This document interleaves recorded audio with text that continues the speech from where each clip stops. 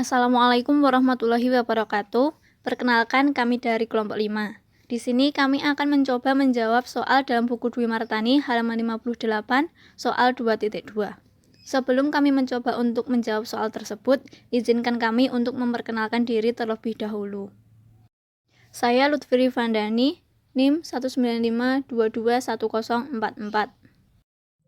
Saya Rofiah Ratna Adilah, NIM 195221058.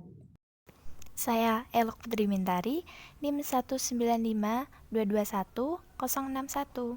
Saya Anissa Berlian Larsati, NIM 195221081. Dalam buku Akuntansi Keuangan Lanjutan 1, karya Bu Dwi Martani halaman 58, terdapat soal sebagai berikut. Pada 2 Januari 2015, PT Investor mengakuisisi 40% saham PT Investi senilai 250 juta. Pada saat akuisisi, nilai ekuitas PT Investi adalah 500 juta. PT Investor memiliki pengaruh signifikan atas PT Investi. Pada saat akuisisi, tidak terjadi selisih antara nilai wajar dan nilai tercatat atas seluruh aset dan liabilitas PT Investi, kecuali persediaan, mesin, dan tanah. Nilai wajar persediaan lebih rendah 25 juta atas nilai tercatat, sedangkan nilai wajar mesin dan tanah lebih tinggi masing-masing 50 juta dan 100 juta atas nilai tercatatnya. Persediaan terjual seluruhnya pada tahun 2015, sedangkan mesin memiliki sisa umur ekonomis 4 tahun. PT Investi melaporkan laba bersih tahun 2015 sebesar 150 juta dan membayar dividen sebesar 80 juta tanggal 1 Mei 2015. Asumsikan bahwa laba bersih investasi terjadi sepanjang tahun. Dari soal tersebut, kita dapat mengetahui apakah perusahaan memiliki goodwill atau tidak melalui biaya perolehan dan juga nilai wajar. Biaya perolehan di sini kita peroleh di angka 250 juta. Kemudian nilai tercatat bersih ekuitas sebesar 500 juta, selisih sebesar 125 juta. Selisih 125 juta ini kita peroleh dari hasil total selisih antara nilai wajar dan nilai tercatat aset persediaan mesin dan tanah. Kemudian nilai tercatat bersih ekuitas dan selisih kita jumlahkan dan kita peroleh hasil 625 juta. Untuk mengetahui apakah perusahaan memiliki goodwill atau tidak, kita perlu mengalihkan jumlah persentase kepemilikan saham yang kita miliki, yaitu sebesar 40% dengan jumlah ini. Sehingga kita peroleh 40% dikalikan 625 juta dan hasilnya adalah 250 juta.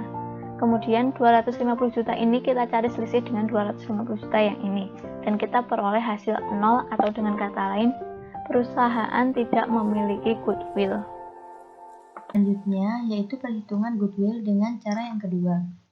Di sini sudah tercatat bahwa biaya perolehannya sebesar 250 juta. Kemudian nilai tercatat ekuitas sebesar 200 juta. 200 juta ini didapatkan dari hasil 40% dikali 500 juta. 40% ini yaitu persentase kepemilikan saham. Lalu 500 juta ini didapatkan dari nilai ekuitas PT Investi.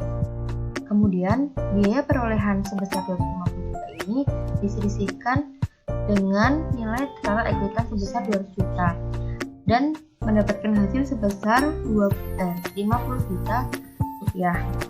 Kemudian untuk menghitung total ini didapatkan dari selisih antara nilai wajar dengan nilai tercatat. Yang pertama, persediaan di sini tercatat sebesar minus 25 juta. Mengapa tercatat minus? Karena di sini tercatat bahwa nilai wajar persediaan lebih rendah sebesar 25 juta atas nilai tercatat. Maka di sini pencatatannya menjadi minus 25 juta. Kemudian mesin 50 juta dan tanah 1 juta. Kemudian selisih ini dijumlahkan dan mendapatkan hasil sebesar 125 juta. Kemudian untuk menghitung proporsi ini didapatkan dari pengalian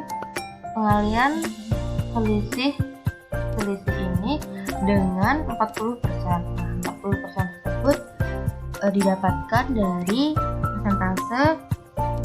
persentase kepemilikan saham. Yang pertama, persediaan sebesar minus 25 juta dikali 40%, hasilnya yaitu minus 10 juta. Kemudian mesin 50 juta dikali 40%, hasilnya 20 juta. Kemudian tanah 1 juta dikali 40%, hasilnya 40 juta. Kemudian dari semua proporsi ini dijumlahkan, lalu kita selisihkan dengan jumlah ini, maka akan mendapatkan nilai di sini yang berarti adalah goodwill. Goodwill di sini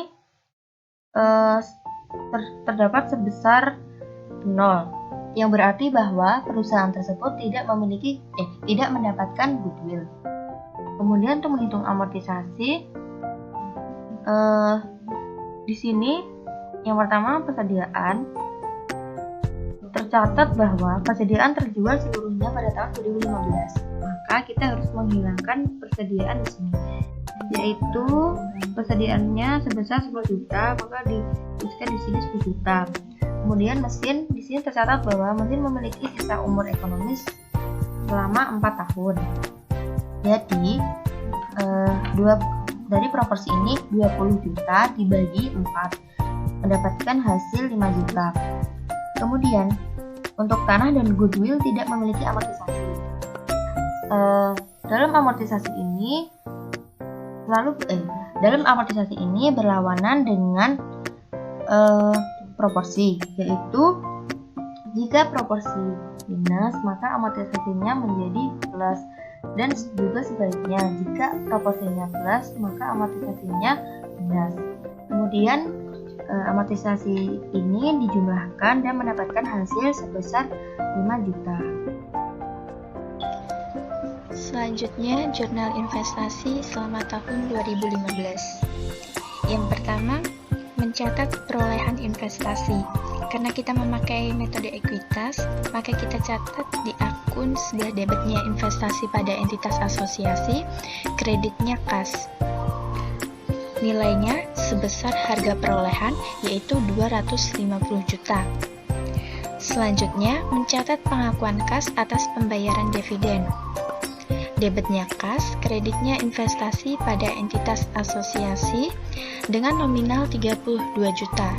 32 juta ini didapatkan dari perkalian antara 40% dengan 80 juta, hasilnya 32 juta. Selanjutnya, melakukan pencatatan terhadap pengakuan laba bersih. Laba bersih itu meningkatkan investasi, sehingga di sini yang dicatat bukan sebagai pendapatan, melainkan yang dicatat pada akun investasi pada entitas asosiasi dan kreditnya bagian laba atas entitas asosiasi dengan nominal 60 juta. 60 juta ini didapatkan dari perkalian antara 40% dengan 150 juta. Kemudian pencatatan amortisasi. Mencatat amortisasi, jika amortisasinya positif, maka investasi pada entitas asosiasi diletakkan di sebelah debit. Sebaliknya, jika amortisasinya negatif, maka investasinya ditaruh di sebelah kredit. Mencatat amortisasi persediaan. Karena di sini plus 10 juta, maka jurnalnya debit investasi pada entitas asosiasi, kreditnya bagian laba atas entitas asosiasi senilai 10 juta.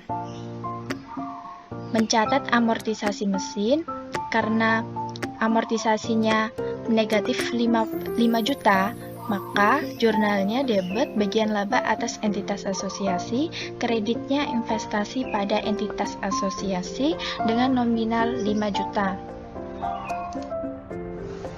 Selanjutnya, saya akan menjelaskan mengenai penghitungan nilai tercatat investasi pada 31 Desember 2015.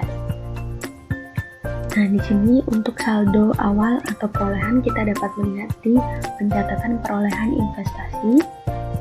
Terdapat akun investasi pada entitas asosiasi di sebelah debit sebesar 250 juta. Maka kita tuliskan di sini saldo awalnya sebesar 250 juta.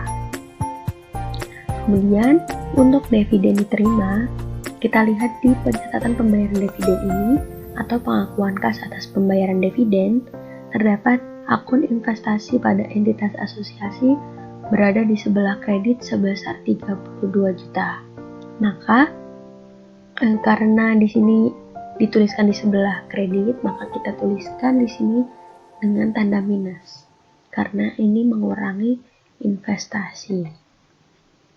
Kemudian untuk bagian laba entitas asosiasi, kita lihat di pengakuan laba bersih, akun investasi pada entitas asosiasi berada di sebelah debit sebesar 60 juta, maka kita tuliskan di sini plus 60 juta.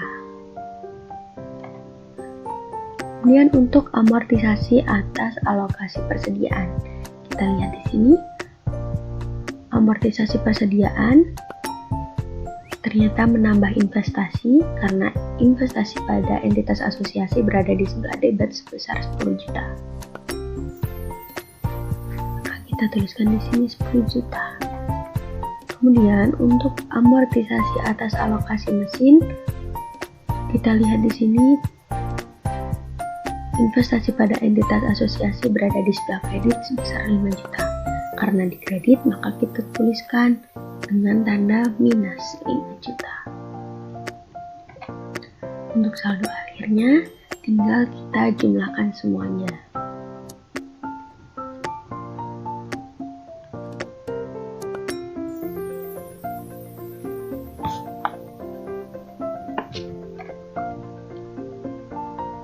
Sehingga untuk nilai tercatat investasi pada 31 Desember 2015 tercatat sebesar 283 juta rupiah.